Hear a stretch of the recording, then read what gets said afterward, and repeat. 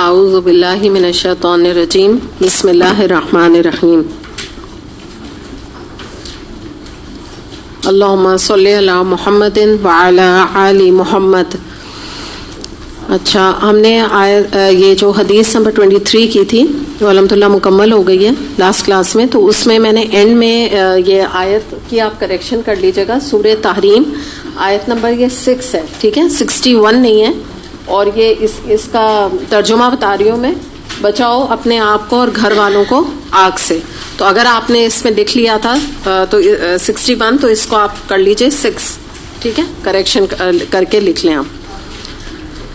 چلیں اب انشاءاللہ تعالیٰ آج ہم شروع کر رہے ہیں حدیث نمبر 24، اور طویل حدیث ہے اور اس میں بہت سارے آپ سمجھیے کہ نبی کریم صلی اللہ علیہ وسلم کی نصیحتیں ہیں. اس کے اندر تقریباً آپ سمجھیں 9 اس کے اندر نصیحتیں ہیں، ڈفرینٹ اس کے اندر ٹاپکس ہیں جس پہ انشاءاللہ ہم بات کریں گے.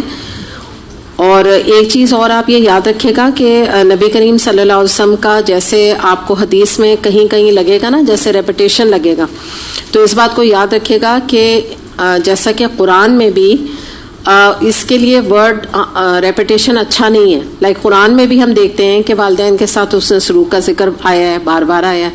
شرک سے بچاؤ یا رکنے کے لیے بار بار آیات ہمیں ملتی ہیں، ہے نا. قرآن کا بھی یہ انداز ہے.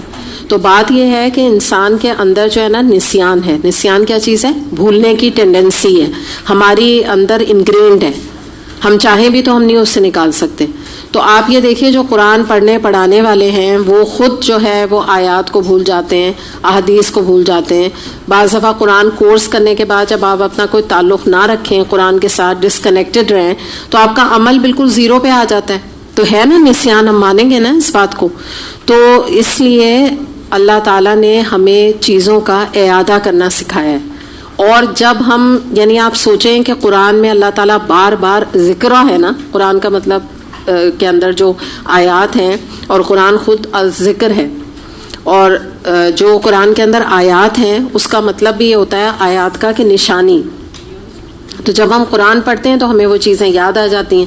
اور آپ سوچیں کہ کہیں اگر اللہ تعالیٰ نے ان چیزوں کو ہمیں بار بار نہ بتایا ہوتا تو ہمارا کیا حال ہوتا. مثال کے طور پہ قرآن میں بس ایک دفعہ ایک آیت میں ذکر ہوتا شرک کا، ایک آیت میں اہدنا الصراط المستقیم، بس اس کے بعد کوئی ہدایت کی آیت ہی نہ آئی ہوتی، تو ہوتا کیا ہمارا؟ اتنی قرآن میں آپ کو ہدایت کے بارے میں آیات ملیں گی. تو ویسی عمل نہیں، اتنا سب کچھ بار بار پڑھنے کے باوجود تو آپ سوچیں اگر نہیں کچھ ہو بتایا جائے تو ہمارا کیا حال ہو. تو یہی انداز آپ کو احادیث میں بھی ملے گا، ٹھیک ہے. تو اس کو ہم ریپیٹیشن نہیں کہیں گے، یہ چیز پازیٹیو ہے. یہ ایک انسان کے اندر جو چیز ہے اس کے لیے ضروری ہے کہ وہ بار بار اچھی باتوں کا اعادہ کرے، بار بار پلٹ کے. جو توبہ کا دیکھیں مطلب بھی کیا ہے نا، پلٹنا، لوٹ آنا. تو یہ چیز ہی ہوتی ہے جب انسان ان چیزوں کو جب اللہ کی طرف آتا ہے نا اور اللہ کا کلام اور احادیث کو پڑھتا اور سمجھتا ہے، تو پہلے دفعہ میں اس کو بات تھوڑی یاد ہوتی ہے. ہم ایسا سمجھتے ہیں نا، بار بار جب ایک چیز ریپیٹڈلی آتی ہے، اور اتنی زیادہ بھی نہیں ریپیٹیشن ہوتی، آتی ہے جس طرح، تو چیزیں ذہن میں اور اچھی ایبزارب ہوتی ہیں. یہ اس کا فائدہ ہوتا ہے. تو مراد آپ کو میں نے اتنی تمہید اس لیے باندھی ہے کہ آپ کو احادیث لگ رہی ہوں گی کہ پہلے بھی ہم نے یہی تو نہیں بات کی تھی، ایسے آپ کو ذہن میں آئے گا. تو آگے پیچھے ہیں واقعی وہ باتیں ہم کر چکے ہیں، لیکن ہاں یہ ضرور ہے کہ الحمدللہ ہم کوشش یہ کرتے ہیں کہ جب ہم آگے بات کر رہے ہیں تو کسی اور اینگل کو لے کے انشاءاللہ اس کے اوپر بات کریں. تو چلیں اب یہ حدیث دیکھتے ہیں. سیدنا ابو ذر غفاری، پیج نمبر 34 ہے اس کا، رضی اللہ عنہ، نبی اکرم صلی اللہ علیہ وسلم سے حدیث قدسی روایت کرتے ہیں کہ اللہ تعالیٰ نے فرمایا، میرے بندوں، میں نے اپنے اوپر حرام کر رکھا ہے کہ کسی پر ظلم کروں، اور میں نے اسے تمہارے درمیان بھی حرام کر دیا ہے، لہٰذا تم ایک دوسرے پر ظلم نہ کرو. اچھا، میں نا ابھی پوری حدیث نہیں پڑھ رہی کیونکہ اس کے اندر بہت سارے مضمون ہیں. جب ہم پوری پڑھ لیتے ہیں نا تو وہ لاسٹ ہو جاتے ہیں کہ بات کیا کی جا رہی ہے. تو پہلے ابھی ہم نا ظلم کے اوپر بات کریں گے، اور اس سے پہلے ہم حدیث قدسی کو بھی دیکھتے ہیں کہ حدیث قدسی جو ہے نا وہ دراصل آپ سمجھ لیجئے کہ ہوتی ہے ایسی حدیث کہ یہ ہوتی تو اللہ کی طرف سے ہے، لیکن اس کو ہم آیت نہیں کہتے، یہ حدیث ہی ہوتی ہے. اور اس کو روایت نبی کریم صلی اللہ علیہ وسلم کرتے ہیں، لیکن بات کس کی طرف سے ہوتی ہے؟ اللہ کی طرف سے ہوتی ہے. بس سمپل آپ یہ سمجھ لیں حدیث قدسی کو. اور اس کو یہ بھی آپ سمجھ لیں کہ اس کی کوئی تلاوت یا قرات نہیں ہے، جیسے آیتوں کی تلاوت اور قرات ہے. ٹھیک ہے. اچھا, اب اس میں ہم دیکھ لیتے ہیں کہ سب سے پہلی جو بات ہو رہی ہے وہ ظلم کی ہو رہی ہے. کہ جو ابھی ہم نے پہلا پوائنٹ دیکھا ہے وہ یہ ہے کہ اللہ تعالیٰ فرما رہے ہیں کہ میں نے تو اپنے اوپر حرام کر لیا ہے, ہو ہی نہیں سکتا کہ میں کسی بندے کے اوپر ظلم کروں, اور اس لیے جب میں نہیں کرتا تو تم بھی ایک دوسرے کے اوپر ظلم نہ کرو. تو اب سب سے پہلے ہم دیکھ لیتے ہیں کہ ظلم کی میننگ کیا ہے, ترجمہ کیا ہے اس کا, جو ڈکشنری میننگ یا لغوی جو مطلب ہے وہ کیا ہے, کہ کسی چیز کو اس کے اصل مقام سے ہٹا دینا, یہ ظلم کہلاتا ہے. یعنی کسی کی کوئی پراپر جگہ ہے اس سے اس کو بے دخل کر دینا, ادھر سے ہٹا دینا اور کسی اور مقام پہ رکھ دینا کہ وہ چیز معیوب لگنے لگ جائے. ہوتا ہے نا, اس سے کوئی چیزیں ایسی ہوتی ہیں کہ ان کا ایک مقام ہے, کوئی جگہ ہوتی ہے نا جہاں پہ وہ ان کو ہونا چاہیے, تو اگر وہاں سے ہٹا دی جائیں تو وہ ان کی جو ہے وہ ایک طرح سے سمجھ نہیں آتا کہ یہ چیز جو ہے وہ دوسرا بھی دیکھ کے ایک دم کہتا ہے ایسا کیوں کیا. جیسے ایک مثال آپ سمجھیں کہ پیچھے یہ بلیک بورڈ ہے, یہ کیا ہے, اس کی جگہ ہے, ٹھیک ہے نا, اس پہ لکھا جاتا ہے, اس کے اوپر انسٹرکشنز لکھے جاتے ہیں, پوائنٹس لکھے جاتے ہیں, پوائنٹرز لکھے جاتے ہیں, آپ کے نفع کی چیز ہے. اب مثال کے طور پہ آپ کلاس میں کل آئیں اور یہ جو بلیک بورڈ ہے اس کو اٹھا کے کوئی زمین پر الٹا کر کے رکھ دے, الٹا یعنی اوپر جو ہے وہ کارڈ بورڈ ہو اور یہ ایسے الٹا کر کے رکھا ہو, تو آپ کیا کہیں گے؟ آپ کہیں گی کہ انہوں نے جو اس کی جگہ تھی اس سے اس کو ہلا دیا, اس سے نقصان کیا ہوا؟ جو آپ کو نفع مل رہا تھا ملے گا آپ کو؟ نہیں ملے گا. تو اس کے حوالے سے ہم دیکھ لیتے ہیں کہ اسی طرح سے جب ظلم کی ہم بات کرتے ہیں تو ظلم کی دو ٹائپس ہیں, جیسے کہ ابھی اوپر آپ دیکھ رہے ہیں نا لکھا ہوا ہے. پہلی ہے اللہ کے حق میں ظلم اور دوسری ہے انسان کا اپنی ذات پہ ظلم. تو ان دونوں کو ہم دیکھتے ہیں. سب سے پہلے تو ہم یہ دیکھتے ہیں کہ اللہ کے حق میں ظلم کیا ہے. کہ دیکھیے بات یہ ہے کہ اللہ تعالیٰ جو ہے جب ہم اس کو اس کا حق نہیں دیتے تو ہم اللہ کی حق میں ظلم روا رکھتے ہیں. ٹھیک ہے, ویسے تو ہم ظلم کر ہی نہیں سکتے نا, نعوذ باللہ, ہم تو اللہ پہ تھوڑی ہماری یہ اوقات ہے کہ ہم ظلم کریں. کس طرح سے ہم اس کا حق نہیں دیتے تو ظلم کا ارتکاب کرتے ہیں. جیسے آپ سمجھیں کہ اللہ کی صفات ہیں, اللہ کی خوبیاں ہیں, اللہ کی اطاعت ہے, اللہ کی محبت ہے, اللہ سے دعا مانگنا ہے, اللہ پہ توکل کرنا ہے, اللہ کی تعریف کرنا ہے, ثنا کرنا ہے, اللہ کے بہت سارے کمالات ہیں جن کا اعتراف کرنا ہے. اس میں جب ہم اللہ کے ساتھ کسی دوسری مخلوق کو جو کہ اللہ ہی کی پیدا کردہ ہے اس کو شریک ٹھہرا لیتے ہیں تو یہ اللہ کے حق میں ظلم ہے, جس کو ہم کیا کہتے ہیں؟ شرک کہتے ہیں. ٹھیک ہے, اس کا نام شرک ہے. آپ اس کو ایک جملے میں کہہ دیں اللہ کے ساتھ شرک کرنا, مگر میں نے اس کی آپ کو بالکل, کیونکہ ظاہر ہے ہمارا مقصد ہی یہی ہوتا ہے کہ جب ہم احادیث کا مطالعہ کرتے ہیں تو احادیث کی ڈیپتھ میں جاتے ہیں نا, تو اس لیے میں نے آپ کو اتنی ساری چیزیں بتائیں. کیا کیا بتایا ہے؟ اللہ کی صفات, خوبیاں, اللہ کی اطاعت, اللہ کی محبت, اللہ سے دعا کرنا, اللہ پہ توکل کرنا, اللہ کی تعریف کرنا, اللہ کی کمالات کا اعتراف کرنا. ٹھیک ہے, کبریائی بھی آپ کہہ سکتے ہیں, اللہ کی کبریائی کا اعتراف کرنا. تو یہ تو ہو گیا, اللہ کو اس کا حق نہ دیا تو اللہ کے حق میں ظلم کر بیٹھے ہم. اب دوسرا کیا ہے کہ انسان کا اپنی ذات پہ بھی وہ ظلم کرتا ہے, کیونکہ دیکھیں نا اللہ تعالیٰ نے فرما دیا میں نے تو حرام کر دیا ظلم کرنا, میں تو نہیں کرتا تم پہ ظلم.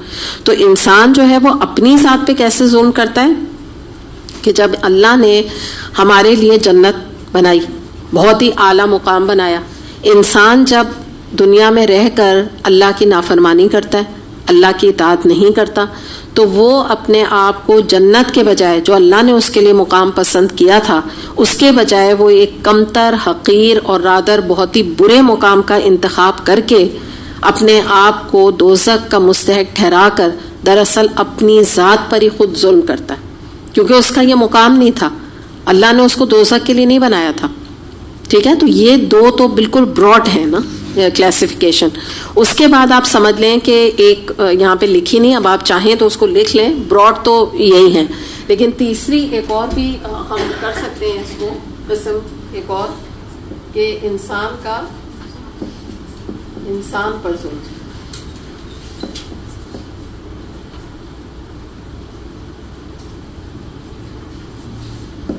یہ بھی ایک ٹائپ ہے, آپ اس کو ایڈ کر سکتے ہیں اس طرح سے, کیونکہ اللہ تعالیٰ نے فرمایا نا کہ پھر تم بھی ایک دوسرے پہ ظلم نہ کرو. تو بات یہی ہے کہ تیسری قسم یہ ہے کہ انسان جو ہے وہ کیا کرتا ہے, کہ اتنا کچھ اپنے آپ کو سمجھنے لگتا ہے. جیسے ہم فرعون کے بارے میں دیکھتے ہیں کہ وہ کہتا تھا انا ربکم الاعلی، ابھی آج ہی ہم نے اس کے بارے میں پڑھا. تو اور اس نے لوگوں کو قتل کرا دیا کرتا تھا، بچوں کو جو ہے مروا دیا کرتا تھا. تو اس لحاظ سے ہمیں پتہ چلتا ہے بنی اسرائیل کے بچوں کو. تو ہٹلر کے بارے میں آتا ہے. تو یہ سب جو ایسے ظالم قسم کے جو حکمران ہوتے ہیں تو یہ بھی دراصل ایک خود انسان ہو کے اپنے جیسے انسانوں پہ ظلم ڈھاتے ہیں. تو اور اسی طرح آپ سمجھ لیجئے کہ بہت سارے ہمارے دنیا میں بھی آپ دیکھ لیجئے کہ کسی کو قتل کر دیا، ٹارگٹ کلنگ کر دی، ڈکیٹیاں ڈال دیں، لوگوں کو مار دیا. یہ سب ظلم کی مختلف ٹائپس ہیں. پھر اس کے بعد بعض دفعہ امیر جو ہیں وہ غریبوں پہ ظلم کرتے ہیں، بعض دفعہ رشتے ایک دوسرے پہ کرتے ہیں. جیسے مثال کے طور پہ کچھ رشتے ایسے ہوتے ہیں شوہر بیوی پہ جو ہے وہ بعض دفعہ ظلم ڈھاتے ہیں. بعض دفعہ بیویاں بھی ہو سکتا ہے کہ شوہر پہ کسی اور طریقے سے ان کو ٹارچر دے کے یا چھوڑ کے آج، یا جیسے ہم نے نشوز والا آج معاملہ پڑھا تو وہ بھی کوئی شوہر کے ساتھ ظلم کا معاملہ کر سکتی ہیں. بعض دفعہ سوتیلی مائیں اپنے بچوں کے اوپر ظلم کرتی ہیں. بعض دفعہ جو ہے ساسیں وہ بہو پہ ظلم کرتی ہیں. بعض دفعہ بہو جو ہے وہ ساس کے ساتھ یا اپنے شوہر کی ماں کے ساتھ ظلم کرتی ہے. تو یہ بہت ساری کیفیت آپ کو دنیا میں ملیں گی انسانوں کی کہ وہ ایک انسان دوسرے پر ظلم کرتا ہے. تو اللہ تعالیٰ یہی نصیحت یہاں فرما رہے ہیں کہ میں تو نہیں ظلم کرتا نا، تو پھر تم کیوں ایک دوسرے انسانوں کے اوپر تم نے کہاں سے سیکھ لیا ہے یہ ظلم کا رویہ. تو اس کے بارے میں اب ہم کچھ دلائل دیکھ لیتے ہیں. سورہ الانعام آیت نمبر 12 میں آتا ہے اس اللہ تعالیٰ نے رحم کرنا اپنے اوپر فرض کر لیا ہے.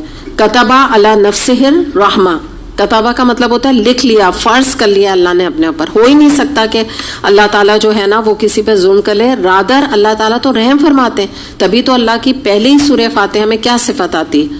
الرحمن الرحیم. تو یہ اللہ تعالیٰ کی کوالٹی ہے. پھر اس کے بعد اور ہم دیکھ لیتے ہیں کہ مثال کے طور پہ سورہ یونس ہے آیت نمبر 44. اس میں آتا ہے کہ بے شک اللہ تعالیٰ لوگوں پر بالکل ظلم نہیں کرتا بلکہ یہ لوگ خود اپنی جانوں پہ ظلم کرتے ہیں. میں نے جو ابھی آپ کو مثال جو دی تھی نا سیکنڈ ٹائپ کے، انسان خود اپنے اوپر ظلم کرتا ہے، اللہ تعالیٰ نہیں کرتا. اللہ تعالیٰ تو نہیں چاہتا نا کہ ہم دوزخ میں جائیں. ہم خود اپنے اعمال اپنے ہاتھ سے لکھ رہے ہیں، ہم خود اپنی ذات پہ ظلم کر رہے ہیں. خود ہی وہ کہتے ہیں نا اپنے پیروں پہ خود کلہاڑی مار رہے ہیں، خود ہی اپنے اعمال ایسے کر رہے ہیں کہ جو ہمیں جنت کے بجائے دوزخ کا مستحق ٹھہرائے. تو یہ اللہ تعالیٰ کا فیصلہ نہیں ہے.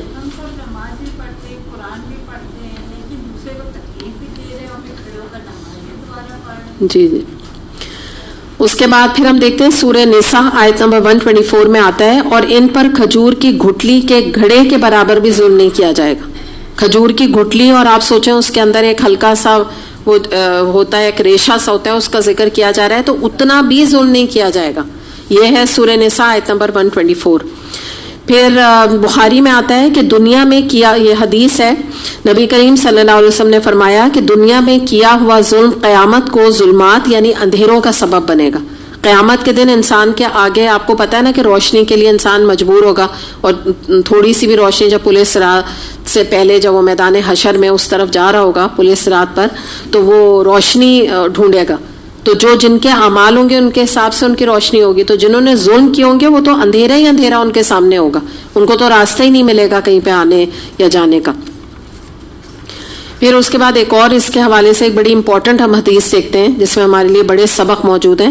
ابو ہریرہ رضی اللہ عنہ سے روایت ہے، نبی اکرم صلی اللہ علیہ وسلم نے فرمایا کہ کیا تم جانتے ہو کہ مفلس کون ہے؟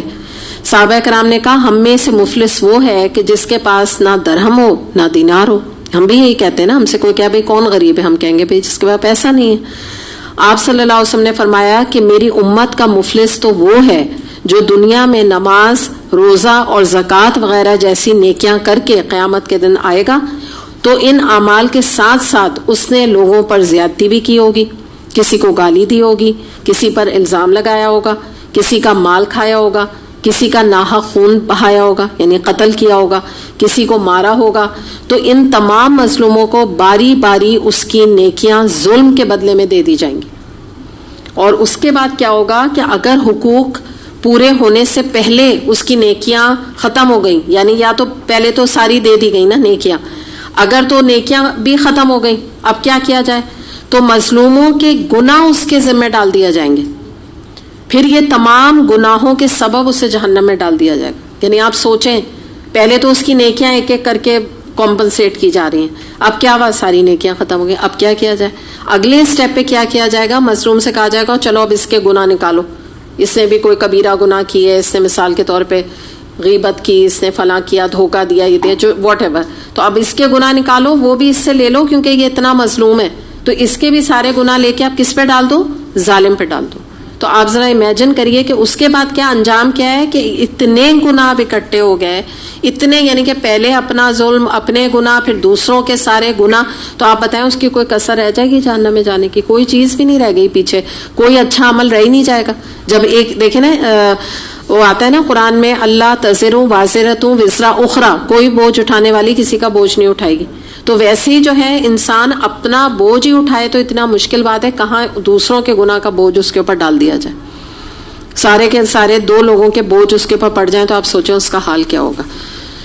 تو یہ تو ظلم کے اوپر ہم نے بات دیکھ لی. اب اگلی جو حدیث کا آگے, اب حدیث پر آ جائیے. آپ لوگ ایسا کر لیجئے, جو نوٹس بنا رہے ہیں نا سامنے, حدیث کو کھول کے رکھ لیجئے, کیونکہ میں ایک ایک پوائنٹ پہ لے کے چلوں گی. اب دوسری بات آ رہی ہے, میرے بندوں تم سب گمراہ ہو سوائے اس کے جسے میں ہدایت دوں, بس تم مجھ سے ہدایت طلب کرو, میں تمہیں ضرور ہدایت دوں گا.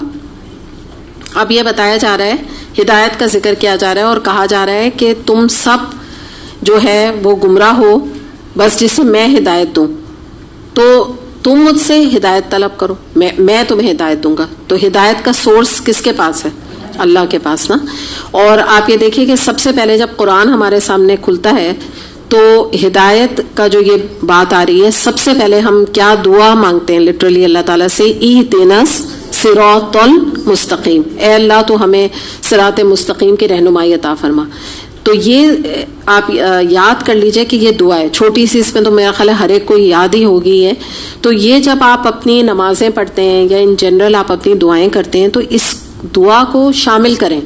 یہ جو کہتے ہیں نا کہ ہدایت جو ہے وہ مانگنی پڑتی ہے, تو اس سے اچھی کیا دعا ہوگی آپ بتائیں نا. یہ وہ دعا ہے جو آپ اپنے بچوں کو بھی سکھائیں. نماز میں تو ہم پڑھتے ہیں, بالکل بلا شک ہم پڑھتے ہیں, لیکن کتنے لوگ اس کو دعا کی طرح پڑھتے ہیں آپ یہ دیکھیں. ہم تو ایسے ایک رٹا رٹائی سورہ فاتحہ یاد ہے, بچوں کو بھی ہمیں بھی, بس ہم ایک ورد کر رہے ہوتے ہیں نا آیت کا, ہم دل و دماغ سے اس کو سوچ کے نہیں کرتے. تو اس لیے یہ بات میں آپ سے کہہ رہی ہوں, اور کہ اس کے بارے میں الگ سے آپ اس کو ایز اے دعا کریں تاکہ آپ کے اندر یہ چیز ایبزارب ہو کہ میں اللہ تعالیٰ سے رہنمائی مانگ رہی ہوں زندگی میں. اور اس کا فائدہ یہ ہوتا ہے کہ انسان کبھی ڈیویٹ نہیں ہوتا, کیونکہ دنیا میں لوگ کہتے ہیں نا کہ آپ گوگل پہ جائیں, آپ نیٹ پہ جائیں, آپ ٹی وی پہ جائیں, تو کوئی کہتا ہے یہ صحیح ہے, کوئی کہتا ہے یہ دین ہے, کوئی کہتا ہے یہ دین غلط ہے, یہ صحیح ہے. تو جب آپ اللہ سے ہدایت مانگیں گے اللہ آپ کو ہدایت دے دے گا, صحیح راستے پر آپ کو گامزن کر دے گا انشاءاللہ. تو مگر وہی بات ہے نا کہ مانگنے کی چیز ہے. پھر اس کے بعد ہم دیکھتے ہیں کہ سورہ قصص آیت نمبر 56 میں ایک اور بہت بڑا ہمارے سامنے انکشاف ہوتا ہے, اور وہ کیا ہو رہا ہے کہ اس میں اللہ تعالیٰ فرما رہے ہیں, انک لا تہدی من احببت ولکن اللہ یہدی من یشاء وہو عالم بالمہتدین. آپ جسے چاہیں ہدایت نہیں دے سکتے, اللہ تعالیٰ فرما رہے ہیں. کس سے؟ نبی کریم صلی اللہ علیہ وسلم سے. اللہ ہی جسے چاہتا ہے ہدایت کی توفیق دیتا ہے, اور وہی ہدایت والوں کو بہتر جانتا ہے. یعنی مراد کیا ہے کہ نبی کریم صلی اللہ علیہ وسلم کے ساتھ اٹھنے بیٹھنے والے ابو جہل جو تھا, یا اور بھی جو عبداللہ بن ابی تھا رئیس المنافقین, وہ تو نبی کریم صلی اللہ علیہ وسلم کی مجلس میں بیٹھا ہوتا تھا. آپ کو میں نے پہلے بھی بتایا کہ وہ تو ممبر پر جب نبی کریم صلی اللہ علیہ وسلم ابھی آئے نہیں ہوتے تھے وہاں آ کے کھڑا ہو جاتا تھا اور سب سے کہتا تھا آپ لوگ بیٹھ جائیں, خاموش ہو جائیں, ابھی نبی کریم صلی اللہ علیہ وسلم تشریف لا رہے ہیں. اور پیچھے سے کیا کرتا تھا؟ اسلام کی کاٹ کاٹتا تھا. ابھی آپ غزوہ احد میں پڑھ کے آئے نا, کیا کیا تھا اس نے؟ 300 لوگ لے کر اور عین موقع پر نبی کریم صلی اللہ علیہ وسلم کو دھوکہ دے کے چلتا بنا کہ میں نہیں جا رہا آگے احد میں, لوگوں کو لے کے الگ ہو گیا. ایک طرف یہ کام کرتا تھا. تو آپ یہ دیکھیے کہ نبی کریم صلی اللہ علیہ وسلم چاہتے نہیں تھے کہ اس کو ہدایت ملے, یا یہ کہ آپ کی مجلس میں آتے ہوئے اس کو ہدایت نہیں ملی, کیسی بات ہے.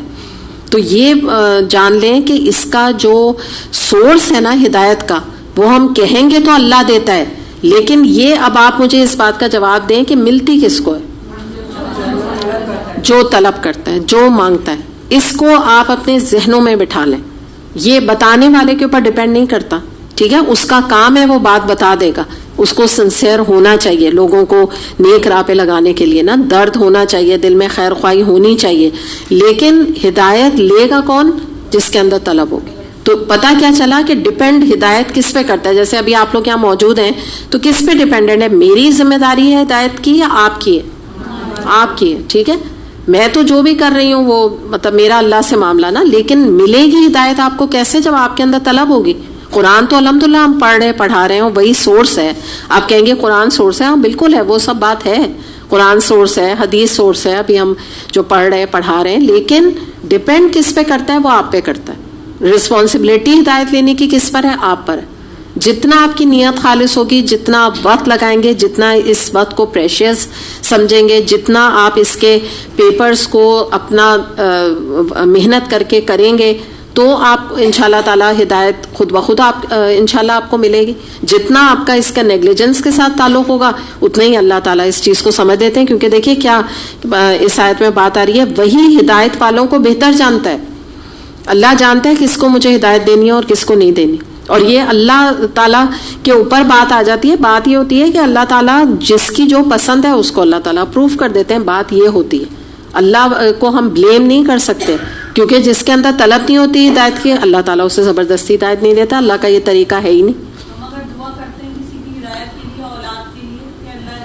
بالکل دعا آپ کریں, بالکل ڈیفینیٹلی کریں. کر نہیں سکتے کریں, یہی سنسیئرٹی ہے ہماری. ہماری سنسیئرٹی دوسرے بندے کے ساتھ ہے ہی یہی. نہیں مان رہے, لیکن آپ اپنی اولاد کے لیے کر سکتے ہیں, کیونکہ والدین جو ہے وہ ان کی جو دعا ہے اس سے وہ دل بدل جاتے ہیں نا اولاد کے. تو آپ دعا ضرور کریں, باقی تو وہ اللہ تعالیٰ آپ کسی کی دعا سے ہی دل کھول دے گا اولاد کا انشاءاللہ تعالیٰ. دعا تو ضرور کر دیں گے. کسی کو بھی آپ دیکھیں, آپ کبھی یہ نہ سوچیں گے گون کیس ہے. یہ بھی بات ہے, یہ جو اینگل ہے اس کو یاد رکھیں. کبھی اپنے خاندان میں, اپنی فرینڈس میں کسی کے بارے میں دیکھ کے یہ نہ سوچیں اس کو کبھی ہدایت نہیں ملے گی, یہ کبھی نماز نہیں پڑھے گا, یہ کبھی سیدھا نہیں ہوگا. یہ نہیں, کبھی یہ سوچ نہ رکھیں. بعض دفعہ لوگ بالکل گون کیسز ہوتے ہیں, وہ دعا سے یا اللہ کی توفیق سے, یا اللہ کب کس کا دل پھیر دے ہمیں تو نہیں پتا. اگر ابھی ایسا لگ رہا ہے کہ یہ ہدایت نہیں مانگ رہے اور یہ ان کے اندر طلب نہیں ہے, کب آ جائے طلب ہمیں تو نہیں پتا, ہم سے بھی وہ آگے نکل جائے. تو ہمیشہ ہر ایک سے اچھا گمان, اچھی امید اور دعا. مسلمان ایک تو مسلمان کے لیے بالکل دعا کر سکتا ہے, کافر کے لیے بھی آپ دعا کر سکتے ہیں. جیسے یہ ہوتا ہے نا, ہم امریکہ کو کہتے ہیں ڈاؤن ود امریکہ, اور یہ ہو جائے, ان کے پیٹرول پمپ جلا دو اور ان کی ایمبیسی جلا دو اور ان کو نقصان پہنچا دو. تو اس سے کہیں بہتر ہے آپ ان کی ہدایت کی دعا کریں, اور یہ نہ سوچیں کہ ان کو کہاں سے ملے گی ہدایت. آپ تو اچھی دعا کریں نا, آپ کے نام اعمال میں تو لکھے گا نا کہ آپ نے ان کے لیے دعا کی. اس کے بعد سورہ اعراف آیت نمبر 43 میں آتا ہے, تمام تعریفیں اللہ تعالیٰ کے لیے جس نے ہمیں اس اسلام کی ہدایت دی, اور وہ اگر ہدایت نہ دیتا تو ہم ہدایت پر نہیں آ سکتے تھے. یہ اس وقت کا ذکر ہے کہ قرآن میں آتا ہے کہ جب لوگ جنت میں چلے جائیں گے تو وہاں جا کے بھی وہ اللہ کا شکر ادا کریں گے, اور یہ کہیں گے کہ اللہ تعالیٰ یہ تیرا کرم ہے کہ ہمیں یہ اسلام نصیب ہوا, ورنہ اگر تو ہمیں ہدایت نہ دیتا تو ہم ہدایت پہ نہیں آ سکتے تھے. تو پتہ کیا چلا کہ جو ایک مومن ہوتا ہے نا, آج یاد ہے میں تفسیر میں کونسیٹ اور ایریگنس اور پاکیزگی, اپنے آپ کو پاکیزہ سمجھنے کی بات کی, تو اسی کا یہ جواب ہے کہ مومن کبھی بھی اپنے آپ کو کوئی بڑی چیز نہیں سمجھتا. اگر اس کو ہدایت بھی مل جاتی ہے یا وہ سیدھے راستے پر بھی ہوتا ہے نا, تو وہ اللہ کی دین سمجھتا ہے, وہ سارا کریڈٹ اللہ کو دیتا ہے, اپنے آپ کو نہیں دیتا کہ میں بہت نمازیں پڑھتی ہوں, مجھے بڑا علم ہے, مجھے بہت پتہ ہے, مجھ سے اچھا کوئی نہیں خاندان میں. وہ یہ نہیں سوچتا, وہ کہتا ہے بس جو بھی توفیق ہے تو اللہ کی دیوامہ توفیقی الا باللہ, جو بھی توفیق ہے وہ اللہ کی دی ہوئی ہے. تو یہی سوچ اس کی جنت میں بھی ہوگی. وہاں جا کے بھی آپ نوٹ کیجئے کہ وہ کریڈٹ خود نہیں لے رہا کہ میں تو تھا ہی اتنا اچھا, میں تو شروع سے ہی, میں تو کبھی میں نے گناہ ہی نہیں کیے, میں تو جب بالکل ینگ لڑکی تھی میں تو جب سے قرآن پڑھ رہی تھی, تو مجھے نہیں ہدایت ملتی تو کس کو ملتی.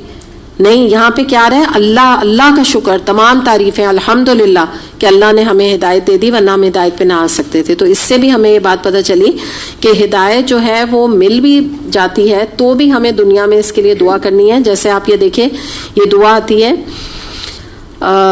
ربنا لا تزغ قلوبنا بعد اذ ہدیتنا, اے ہمارے پروردگار تو نے ہمیں جب ہدایت بخش دی تو اب ہمارے دلوں میں کجی نہ پیدا ہونے دینا.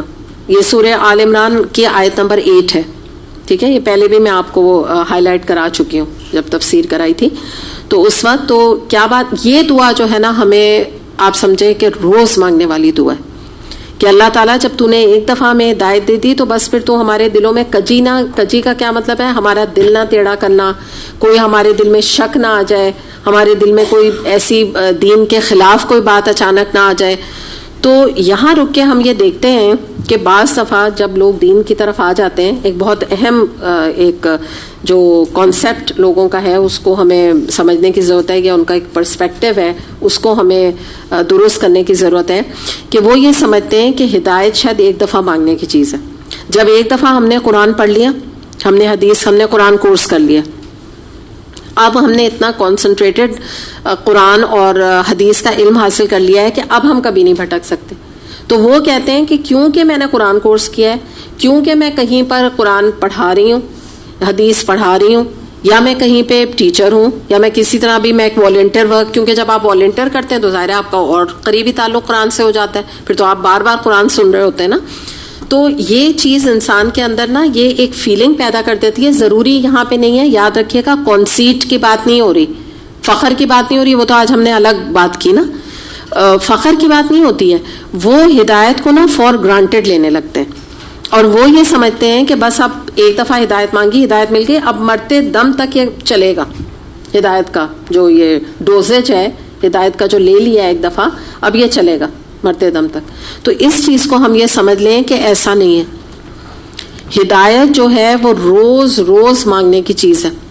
اور آپ یہ سمجھ لیں کہ آپ عام لوگوں کا تو چھوڑ دیں, یعنی آپ اس سے اندازہ لگائیں کہ ایک عام آدمی کو کتنی ہدایت مانگنے کی ضرورت ہے, کہ اس کے علاوہ بھی چاہے کوئی عالم ہے, چاہے کوئی ٹیچر ہے قرآن کا پڑھنے پڑھانے والا ہے, چاہے متعلم ہے. متعلم کون ہوتا ہے؟ قرآن کے اسٹوڈنٹس. خاص طور پہ ہم اس وقت قرآن سے لنک لوگوں کی بات کر رہے ہیں. دونوں کو, دو کیٹیگریز ہیں نا جن کو کہ نبی کریم صلی اللہ علیہ وسلم نے فرمایا کہ تم میں سے بہترین وہ لوگ ہیں جو قرآن سیکھیں اور سکھائیں. بخاری کی حدیث ہے. تو یہ دو کیٹیگری آ گئی نا, تو بہترین بھی ان کو کہہ دیا گیا, ٹائٹل بھی ان کو مل گیا. تو اب یہ خوش فہمی میں مبتلا نہ ہو جائے, اور وہ یہ بات سمجھ لیں کہ دیکھیے دونوں کے اندر یہ ٹینڈنسی ہے کہ وہ کبھی بھی بھٹک سکتے ہیں. اللہ نہ کرے, اللہ نہ کرے, دعا ضرور کریں لیکن کبھی بھی بھٹک سکتے ہیں, کیونکہ زندگی میں نئے نئے ٹیمپٹیشنز, نئی نئی آزمائشیں آتی رہتی. آپ یاد رکھیے گا کہ ایک اسٹوڈنٹ کے بھٹکنے کا سورس کچھ اور ہو سکتا ہے, ایک عالم کے بھٹکنے کا سورس کچھ اور ہو سکتا ہے. آپ سمجھ لیں کہ عالم کا شیطان بھی عالم ہوتا ہے, وہ اسے اپنے طریقے سے بھٹکاتا ہے. ٹھیک ہے, ہو سکتا ہے وہ عام طریقے سے نہ بھٹکائے, ہو سکتا ہے بڑے کبیرہ گناہ سے وہ بچا ہوا ہو عالم, ٹھیک ہے نا, اللہ کے ڈر سے بہت بڑے بڑے گناہ سے بچا ہوا ہو, لیکن کیا کرے گا, صرف ایک ریاکاری کرا کر اس کے سب کیے کرائے پہ پانی پھیر دے گا. چھوٹی سی چیز ہے, ہو سکتا ہے کوئی کبیرہ گناہ اس کی زندگی میں نہیں ہے, جس کو کہتے ہیں نا متقی کی زندگی گزار رہا ہے, کچھ بھی برائی اس کے اندر نہیں ہے. کیا کیا, دیکھا کہ اتنا ایکسلنس کے لیول پر یہ جا رہا ہے, اب اس سے چلو ریاکاری شروع کراؤ کہ قرآن پڑھنے پڑھانے میں اب اس کی نیت خراب کرو کہ وہ دکھاوے کے لیے, شہرت کے لیے, نیک نامی کے لیے اب پڑھانا شروع کرتے. بس کافی ہے, سارے ملیا میٹ جو کام قرآن پڑھانا, اتنا وقت لگایا, اتنی محنت کی, اتنا علم حاصل کرا, کہاں گیا سب گاربیج. تو یہ شیطان کا کام ہے. تو آپ سمجھ لیں کہ یہ عالم اپنے کو بری و ذمہ نہ سمجھیں. آپ قرآن میں رجسٹریشن کرا لیے قرآن کورس میں, تو یہ کوئی ضمانت نہیں کہ انسان اب کبھی نہیں بھٹکے گا. ہاں بہتری بہت ہو جائے گی, بہت ہو جائے گی, یہ خوشخبری ہے. ظاہر ہے جب ایک انسان قرآن کے ساتھ اٹیچڈ ہے تو اس کا معاملہ عام لوگوں کی طرح نہیں ہوگا. وہ تو کبیرہ گناہ کو نہیں کوئی سمجھتا جب تک اس نے قرآن نہ پڑھو. فرق پڑے گا انشاءاللہ تعالی, لیکن پرفیکشن نہیں ہے.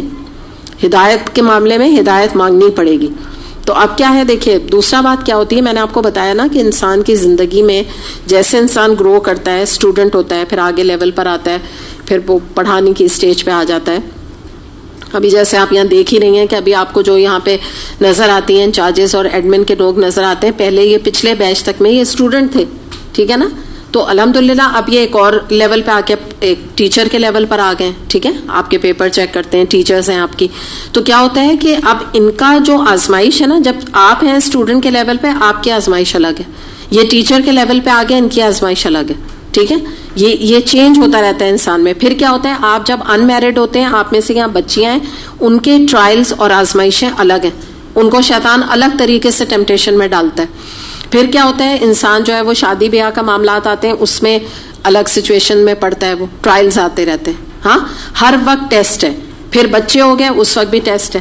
پھر اس کے بعد والدین آپ گرو کر گئے, ایک وقت آ گیا اب غمی کے موقع, والدین کا وفات کا موقع, یہ سارا غم کے موقع آ گئے, تو اب ٹیسٹ آپ کا کیا ہے, بدعات ہیں, ہندوانی رسومات ہیں. پھر آگے بچوں, اب آپ کیا ہوا, آپ کے بچوں کی شادیوں کا وقت آ گیا, اب یہ سب امتحان آ گیا. اب آپ کیا کرتی ہیں, کتنی ہندوانی رسومات میں آپ کا حصہ پڑتا ہے, کتنی بدعات میں آپ انوالو نہیں ہوتی ہیں. تو یہ اسٹیج ایک جیسی نہیں رہتی نا. جب تک شادی نہیں ہوئی تھی تو کیا تھا, آپ اپنے آپ کو سنبھال رہی تھی, بس آپ کو خود اپنے آپ کو دیکھنا تھا, نماز روزہ اور عبادات. آپ کو بچوں کی تو نہیں اپنی فکر تھی کہ میں ان کی کہاں نکاح کہاں کر رہی ہوں, مسجد میں کیا کر رہی ہوں. تو یاد رکھیں, اس لیے ہدایت ہر وقت مانگنے کی چیز ہے کہ ہماری سچویشن ایک جیسی نہیں رہتی.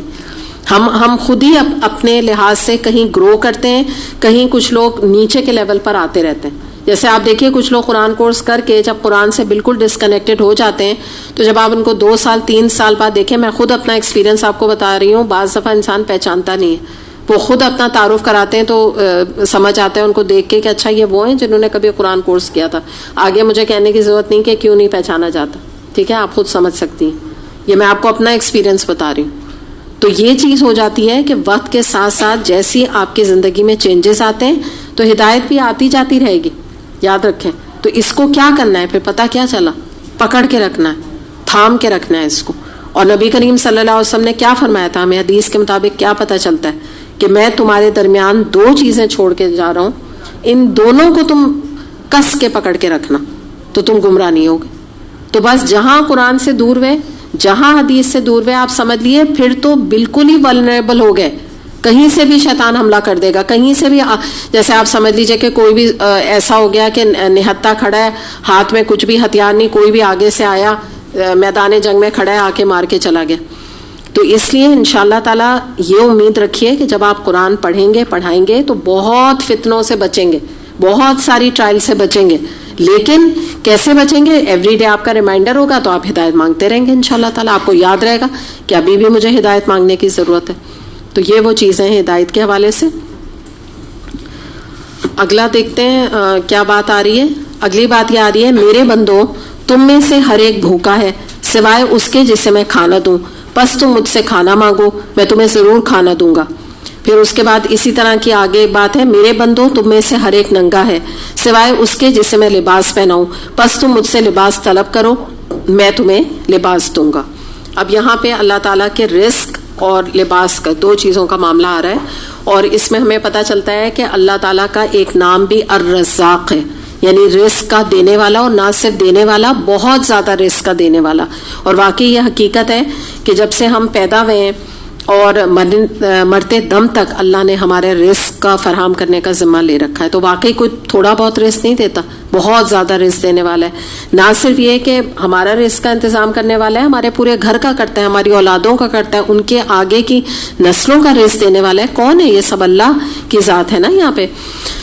تو اس کے بارے میں ہم یہ دیکھ لیتے ہیں کہ یہ سورہ ہود آیت نمبر 6 میں آتا ہے, زمین میں جو بھی جاندار ہے اس کے رزق کی ذمہ داری اللہ تعالیٰ کی, یہ خود اللہ نے اپنے ذمہ لے لی ہے. سورہ ہود آیت نمبر 6. اس کے بعد یہ آتی ہے سورہ فاطر آیت نمبر 3, لوگوں تم اپنے آپ پر اللہ تعالیٰ کی نعمتوں کو یاد کرو, کیا اللہ تعالیٰ کے سوا کوئی اور ہے جو تمہیں زمین اور آسمان سے رزق دے؟ اس کے علاوہ کوئی معبود نہیں, تم کہاں بھٹک رہے ہو. یعنی کلیئر یہاں بتا دیا کہ یہ اللہ کی نعمتیں جو ہیں, جو تمہارے اوپر ان کا نزول ہوتا ہے, چاہے وہ آسمانوں میں ہے چاہے زمین میں, کون تمہیں اللہ کے علاوہ رزق دیتا ہے. اور جب ہم رزق کی بات کرتے ہیں, آپ بتائیے رزق کے اندر صرف کھانا پینا آتا ہے, کیا کیا چیزیں آتی ہیں؟ ایک ایک ایک کر کے بولے. شاباش. اولاد اور مال, وقت, ہدایت, علم, آپ سب کچھ ڈال دیں بالکل جی.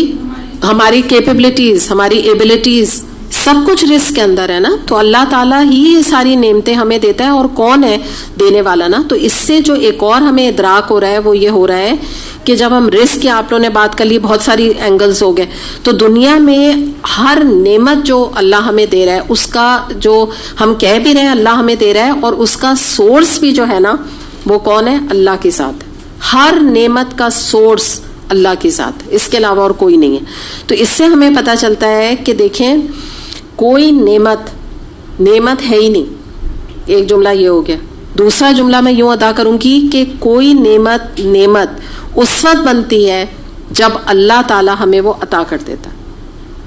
جب تک اللہ ہمیں وہ نعمت عطا نہیں کرتا تو وہ نعمت ہمارے لیے نعمت کا ہے.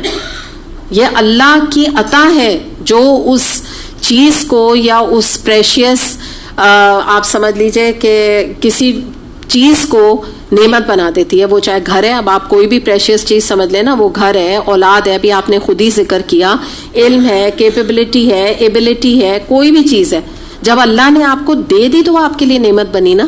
تو یہ تو اللہ نے دی, اللہ کا کرم ہے. لیکن اس کے باوجود اب ہم ایک پیراڈاکس دیکھتے ہیں ہمارے ساتھ کیا ہے کہ دنیا میں آپ دیکھیں کہ جب انسان کسی کا کھاتا ہے, رزق کی بات ہے نا, اللہ نے کہا میں دیتا ہوں تمہیں رزق دیتا ہوں, اور ہم نے تھوڑا اس کو اور براڈ کر لیا. تو بات کیا ہے کہ دنیا میں انسان چلے, ابھی آپ اور نعمتیں چھوڑیں, اور نعمتیں تو انسان دینے پہ قادر بھی نہیں, جو ابھی آپ لوگوں نے بتائی نا, وہ کوئی دے سکتا ہے اولاد کسی کو. تو چلے ہم کہتے ہیں کہ انسان دنیا میں کسی کا کھاتا ہے تو کیا کرتا ہے, اس کی تابعداری کرتا ہے. کس کا کھاتا ہے, جیسے جاب کرتا ہے, ٹھیک ہے نا, جاب کرتا ہے تو باس کے آگے جھکتا ہے نا, باس کی یس یس کرتا ہے نا, یس سر کہتا ہے, یہی ہوتا ہے. ظاہر سی بات ہے سیلری ملے گی تو اس کی تابعداری کرتا ہے. پھر کیا ہوتا ہے, اس کا احسان مانتا ہے, بھئی میری تو کمپنی نے گاڑی دی مجھے, کتنا آنر کرتا ہے نا, کہ بھئی دیکھیے میری تو ترقی ہو گئی, مجھے تو بونس دیا ہے میرے باس نے, بڑے اچھے باس ہیں, تو ان کی ہر بات سنتا ہے. اگر وہ رات کو 12 بجے تک بھی روکیں ایکسٹرا کام کے لیے تو رکتا ہے, کیونکہ مفاد وابستہ ہے. کہتا ہے بھئی ان کے میرے اوپر اتنے احسانات ہیں, ان کے آگے جھکتا ہے. ان کو مثال کے طور پہ لوگ ہوتے ہیں خوش کرتے ہیں اپنے باس کو, کبھی کیک دیا, کبھی کچھ دیا, ایک بڑا اپنا ایک تعلق رکھتے ہیں کہ بھئی ان سے ہمارا رزق گھر چل رہا ہے ایک طرح سے. یعنی کہ کہتے نہیں ہیں, اللہ معاف کرے, کہنا بھی نہیں چاہیے, وہ تو شرک ہو گیا. میں ایک بات آپ سے کہہ رہی ہوں کہ بھئی ہماری جاب لگی ہوئی ہے اس لیے. تو اب آپ سوچیں کہ ابھی ہم یہی بات کر رہے ہیں کہ اللہ تعالیٰ فرما رہے ہیں کہ اصل سورس تو میری ذات ہے جو میں تمہیں رزق دیتا ہوں نا, تو پھر اس کے ساتھ اطاعت کا رویہ کیوں نہیں اختیار کرتے. بلکہ آپ سمجھیں کہ دنیا میں تو جو کچھ بھی نہیں دیتے, یہ تو چلے میں نے آپ کو ایک باس کی نوکری کی بات کی کہ اس کا جب نوکری کرتا ہے آدمی تو اس کے آگے جھکا رہتا ہے, بلکہ دنیا میں جو لوگ کو کچھ دیتے بھی نہیں ہیں تو انہی کی پسند کے حساب سے اپنی زندگی گزارتے ہیں, انہی کے پسند کے حساب سے اپنے فنکشنز کا اہتمام کرتے ہیں, انہی کے حساب سے اپنی خوشیاں مناتے ہیں. اگر پتہ بھی چل جائے بھئی 40ویں تیجائے یہ سب بدعت ہے تو بھی کیا کہتے ہیں, نہیں بھائی خاندان والے کیا کہیں گے تو کرنا پڑے گا, انہوں نے بھی ایسے کیا تھا تو لوگ تو ہمیں کہیں گے, انہوں نے تو کچھ بھی نہیں کیا, تو انہی کے اوپر زندگی گزارتے ہیں. حالانکہ دنیا والوں کا معاملہ کیا ہے, یاد رکھ لیجئے گا اس بات کو کہ ہنسنے والوں کے ساتھ دنیا ہنستی ہے اور رونے والوں کے ساتھ کوئی رونا پسند نہیں کرتا. 2 دن 4 دن کو رونے والوں کی باتیں سنتا ہے, اس کے بعد فون بھی نہیں اٹھاتا, اس کے بعد گھر بھی جانا چھوڑ دیتا ہے, ملنا ملانا بھی چھوڑ دیتا ہے کہ جب ان سے بات کرو یہ رونے لگتی ہیں, جب ان سے بات کرو یہ کوئی اپنا مقصد یا اپنا مسئلہ لے کے بیٹھ جاتی ہیں یا پیسے مانگنے شروع کر دیتی ہیں. لوگ ایسے لوگوں سے بھاگنے لگتے ہیں, چاہے حقیقت میں ہی ان کی کوئی نیڈ ہو, لیکن وہ کہتے ہیں بھائی ہم ان کی نیڈ نہیں پوری کر سکتے, ہم کتنی پوری کریں. تو اوپر سے اللہ کی ذات کے, اللہ سے تو نہ مانگو تو وہ ناراض ہوتا ہے. حدیث ہے یہ نبی کریم صلی اللہ علیہ وسلم کی. تو اس سے آپ یہ دیکھیں کہ اللہ کے دینے سے, اللہ کے نوازنے سے نعمت بنتی. تو اتنا انسان جو ہے اللہ کا جتنا شکر ادا کرے کہ ہم پر اللہ کا احسان ہے, کسی انسان کا نہیں ہے. کتنا اللہ کا شکر ہے کہ اللہ نے ہمیں عام طور پہ کسی انسان کا محتاج نہیں کیا. اگر ہم باس کی بھی بات کرتے ہیں تو انسان اپنی سروسز دیتا ہے تو پیسے لیتا ہے, بات یہ ہے. تو ہر چیز میں اللہ تعالیٰ نے اپنے آپ کو یعنی اپنے کو, اللہ کو اگر ہم ایلیویٹ کریں تو ہم کبھی کسی کے محتاج نہیں بنیں گے, کیونکہ اللہ کا ہی شکر بس ہمیں ادا کرنا ہے جو اللہ نے ہم سے ریکوائرمنٹ رکھی ہے. اور ہمارا دل بھی چاہتا ہے ہم اللہ کا شکر ادا کریں, کیونکہ ہر نعمت دی ہوئی ہے ہی اللہ کی, حقیقت میں کسی انسان کی نہیں ہے. اگر نوکری بھی ملی ہے تو اللہ کی تقدیر سے ملی ہے, یا اللہ سے دعا کر کے ملی ہے, یا اللہ نے نوازی. کیپیبلٹی بھی ملی تو اللہ نے نوازی. یہی تو میں ابھی بات کہہ رہی ہوں کہ ہر نعمت جو ہے وہ دی ہوئی جو ہے وہ اللہ ہی کی ہمارے اوپر ہے. تو اب آپ سوچیں کہ ابھی ہم یہی بات کر رہے ہیں کہ اللہ تعالیٰ فرما رہے ہیں کہ اصل سورس تو میری ذات ہے جو میں تمہیں رزق دیتا ہوں نا, تو پھر اس کی تابعداری کا رویہ کیوں نہیں اختیار کرتے. بلکہ اب آپ سوچیں کہ اللہ تعالیٰ اس کے بعد پھر ہم یہ دیکھتے ہیں کہ اگلی بات جو آ جاتی ہے، اسی طرح لباس کی ہم بات کر لیتے ہیں کہ جب آپ اگلی لباس بھی جو یہ یہاں پر آ رہا ہے نا کہ میں جسے لباس دوں تو بس وہی سمجھ لیں کہ اس کے پاس ہی لباس ہے، اور جو مجھ سے طلب کرو گے تو میں تمہیں لباس دوں گا. یعنی مراد یہ کہ ہر دعا جو ہے وہ انسان اللہ سے مانگے، چاہے وہ لباس ہی کیوں نہ ہو. اس کے بارے میں یہ آتی ہے سورہ آراف ہے آیت نمبر 26. اس میں آتا ہے اے بنی آدم ہم نے تمہارے لیے لباس نازل کیا جو تمہارے سطر ڈھانپتا ہے اور زینت کا کام دیتا ہے، اور اس لباس سے تقوی کا لباس بہت بہتر ہے. تو اس سے ہمیں پتہ چلا کہ اللہ نے فرمایا کہ میں نے لباس اتارا جو تمہارے سطر یعنی قابل شرم جو حصے ہیں ان کو ڈھانپتا ہے اور تمہارے لیے زینت کا بھی ذریعہ ہے. یعنی اللہ تعالیٰ نے اچھا لباس پہننے کے لیے منع نہیں کیا، صرف جو ایک حدود رکھی ہیں کہ نامحرم کے سامنے انسان اپنی زینت کا اظہار نہ کرے، باقی اچھا لباس پہننا اس میں کوئی بھی مذائقہ نہیں ہے، نہ ہی کوئی منع ہے. اس کے علاوہ ہمیں نبی کریم صلی اللہ علیہ وسلم کے بارے میں آتا ہے کہ آپ جب نیا لباس پہنتے تو آپ یہ دعا مانگا کرتے تھے. یہ والی دعا جو ہے آپ کو مصنون دعاؤں میں مل جائے گی، جس کا ترجمہ ہے کہ اللہ تعالیٰ تمام تعریف تیرے لیے کہ تو نے مجھے یہ لباس مہیا کیا. میں تجھ سے اس لباس سے اور جس مقصد کے لیے بنایا گیا اس سے خیر کا طالب ہوں، اور اس کے شر اور جس مقصد کے لیے بنایا گیا اس کے شر سے پناہ چاہتا ہوں. یعنی اللہم لک الحمد انتا کسوتنی، پوری ٹائم کم ہے، آپ یہ لے لیجیے گا مصنون دعا. تو مراد کیا ہے کہ میں اس کا شر کیا ہے لباس کا؟ آپ کو کچھ سمجھ آ رہا ہے شر کیا ہوتا ہے لباس کا؟ بالکل، نہ میں بے حیائی کا لباس پہنوں، نہ میں شو آفنگ کا لباس پہنوں، نہ میں کسی کو ڈیگریڈ کرنے کے لیے لباس پہنوں کہ اپنے خاندان میں ایسا لباس پہن کے جاؤں کہ لوگ جو ہے نا فلاں کو وہ دیکھ کے کہے کہ کیسا انہوں نے لباس پہنا. میں تو ایسا کبھی بنا ہی نہیں سکتی کہ ان کے دل جو ہے حسرتوں کے قبرستان بن جائے. تو یہ شر ہے لباس کا، اس سے پناہ مانگی گئی. اور اللہ تعالیٰ میں اس کے خیر کا طالب ہوں، یعنی اگر میں یہ لباس جو تو نے مجھے نصیب کیا بس میں ایسا تیرا شکر ادا کروں کہ یہ لباس بھی میرے لیے یا جو بھی کوئی نعمت ہے وہ میرے لیے خیر کا باعث بن جائے. تو چلیں انشاءاللہ آج اتنا ہی کریں گے، باقی پھر انشاءاللہ کل کریں گے جو پوائنٹس رہ گئے ہیں. وآخر دعوانا الحمدللہ رب العالمین. سبحانک اللہم و بحمدک اشہد ان لا الہ الا انت استغفرک و اتوب الیک.